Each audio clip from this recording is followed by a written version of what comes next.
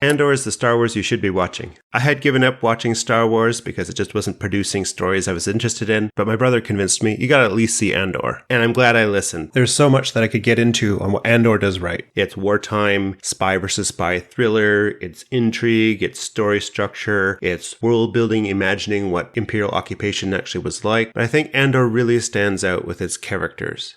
And after harping about Rings of Power and its poor characterization, as a contrast or an antidote, I want to focus on two characters of all the amazing characters that this story has created. Two characters. One who ran from becoming a hero, but became one anyways, and the other who always believed he was the hero, but never was. So stay a while and listen. The characters of Andor are well realized. The character Cassian Andor from Rogue One, we didn't know that much about, and probably the biggest and fair criticism of Rogue One, which I generally enjoyed, was the characters felt a bit weak. Well, Andor introduces us to this character right away as this fully fleshed individual. To reuse the concepts from Brandon Sanderson that I talked about in my award-winning and viral sensation video on Rings of Power, but if you haven't seen it, and most people haven't, if you like this video, you can check that one out as well. Brandon Sanderson talks about these tools that one can use to figure out why characters are or are not working. And he makes a claim that a good character should have some combination of competency, sympathy, and proactivity. If we go right back to the first episode, Andor develops all three to varying degrees. Cassian is searching for his sister in a dive bar. This builds sympathy. As we learn, this is someone who cares about his family. He is proactive because he's out in the galaxy trying to discover what happened to her. Additionally, him being bullied by corrupt officials further creates sympathy. He's not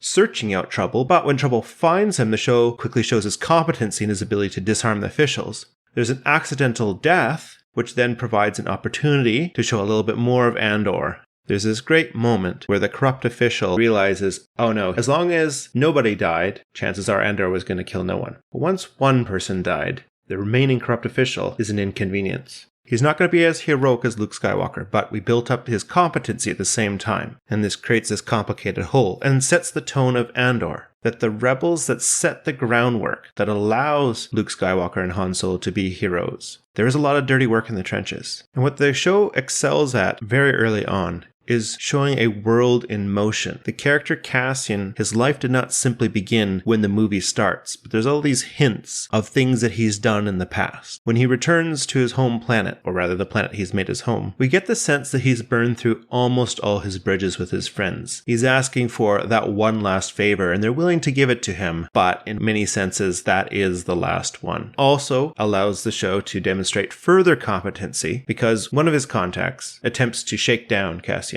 to get the money back. And Cassian immediately sees through and calls their bluff, recognizing that the big hired thug is a bit of a softie and isn't actually there to beat him up. His ability to see through a bluff demonstrates competency. Cassian's character is further developed by giving him some close friends. In Brasso, that Cassian has developed some very strong friends. So for Brasso, he's fine, I'll cover for you. But in this made-up story, you've got to be the bad guy, not me. That's a fun little twist. A nice ribbing between friends. The show is also very efficient in giving little pieces of backstory that we get the sense that there is former and maybe current romantic feelings between Cassian and Bix. You get the sense that there was something there before, but they have since moved on, that maybe Cassian didn't want to move on. And even if the show never touched on it ever again, that first episode gives so much in implying past relations. Well, that's just the main character, Cassian, but there's so many characters in the show. So let's talk a little bit about some of the villains. In Syril, we see an exploration of what sort of person would follow the Empire. We'll give a full-hearted support of it. In Syril, we see a sort of Javert character. Not entirely, but there's elements. He's a person who follows the rules, but he lacks a actual understanding of justice, and certainly not mercy, and very incapable of seeing the larger picture. It's interesting, his boss is able to accurately guess what actually happened to those two corrupt officials, and suggests perhaps it's best to let things lie, so that you don't draw the eye of Mordor upon you. Don't create a issue in which the Empire would come crashing down on you.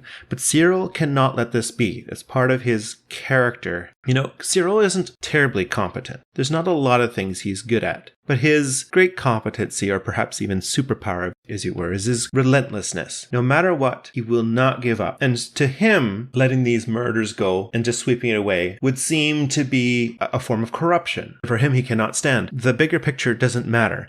Justice must be served. And it's the single-mindedness that allows him to chase after Cassian across the galaxy, no matter what. He's a fascinating character because you see an interesting juxtaposition, if you will, between Cassian and Syril. Cassian does not see himself as a hero and runs from any opportunity, at least early on, for him to be the hero. He's very reluctant to come to it. And yet there's something in him that just cannot help but come back to the fight to correct the injustice, and inadvertently becomes a sort of hero. He's not a Luke Skywalker hero, and in many senses the hero of Cassian will be lost in time. He becomes a footnote in history that made the rebellion possible and allows the great and storied heroes of Luke, Leia, and Han. And yet Cassian, despite trying to run from and never seeing himself as a hero, at the very end, and I suppose this is going to be some spoilers from here on in for season 2, you get this final walk as they're tying the TV series into Rogue One directly. And he passes by all these people that he's had an impact with, that he's inspired into the rebellion. It's a victory walk that perhaps he's not known in the greater sense, but all those individual impacts that he's made, he has become that hero. And Syril sees himself as a hero, that nobody would recognize his abilities, that he's being relegated to tasks that are beneath him. And yet he has this relentlessness. He will demonstrate that he is that hero. The Empire grinds up individuals such as himself and turns him into a cog in the machine, but he can't be, and he will not be stopped, even though he's just one bureaucrat in this Brazilian-esque nightmare. And Syril is on this relentless path, this heroic attempt. He pursues to the ends of the galaxy. And in this moment towards the end, he finally recognizes he may not be on the right side, that for all his rule following, the rules are being created by evil and wicked people, and that he might be part of the greater injustice.